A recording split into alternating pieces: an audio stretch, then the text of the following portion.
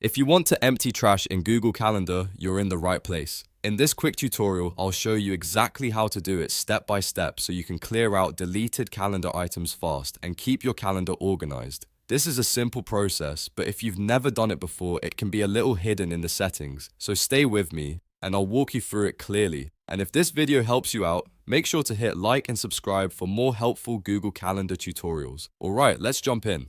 First, open Google Calendar in your browser and make sure you're signed in to the correct account. Once you're inside Google Calendar, look to the top right corner of the screen and click the gear icon.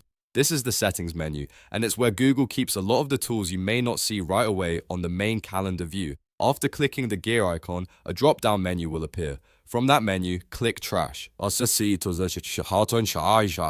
This will take you to the trash area where deleted calendar events are stored temporarily before they're permanently removed.